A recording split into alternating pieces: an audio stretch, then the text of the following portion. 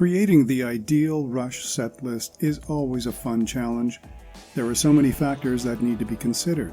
But what if the ideal set list were based on the personal favorites of, say, Geddy Lee? Well, that list is out, thanks to Far Out magazine. Listen to this episode to learn more about how Geddy Lee's favorite Rush songs would have made a fantastic set list.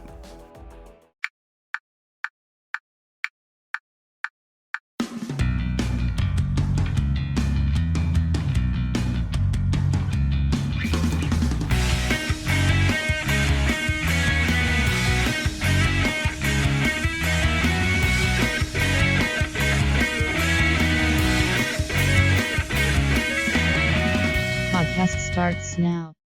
First off, a special shout out to James Watley and Far Out magazine for the article that started spinning the wheels for this episode. I was recently reading an article in Far Out about Geddy Lee's favorite Rush songs, 19 in all, and one heck of a set list they would make, a running time just surpassing 2 hours. The choice and order of the songs, all picked by Geddy Lee, makes a perfect personal playlist on your music listening device, as well as something we could have imagined as a live gig.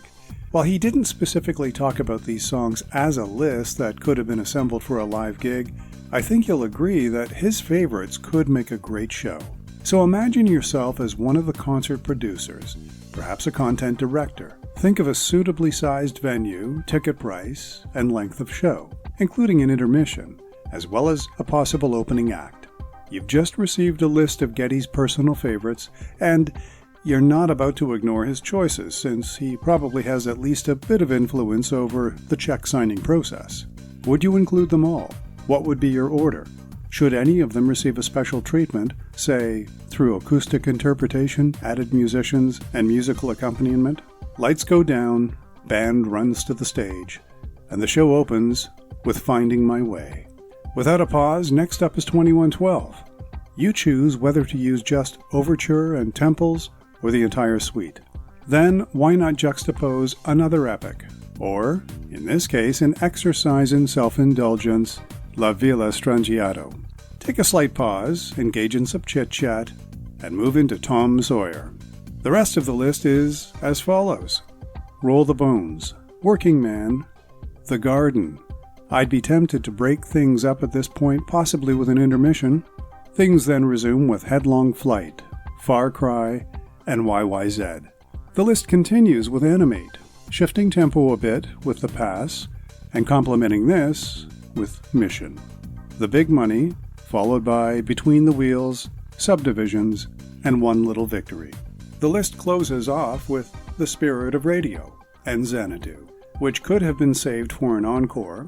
My personal choice for a venue would be something more intimate, not more than 2,000 people, mainly general admission, standing, with some sections of seating. We Rush fans are, after all, advancing in age, and taking a load off sometimes is a necessity.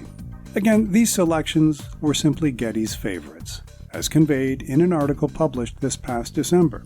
But I think they also make a great playlist for listening, and certainly would have made one heck of a live show. The order of the 19 songs provided in this episode is actually taken from the article and referenced to Geddy. I don't know if he crafted that order, but I think you'll agree that there's a natural fluidity from song to song and as a total listening experience. Visit stephenchristiansen.ca for more episodes of Before, Behind, and Between. This podcast is available on all streaming apps and podcast platforms, including Anchor, Spotify, TuneIn, Apple Podcasts, and Google Podcasts. I'm Stephen Christiansen. Thanks for listening.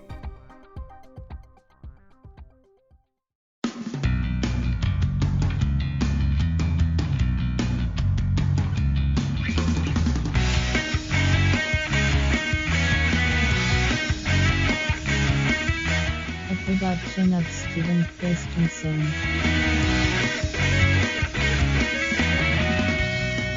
Podcast complete.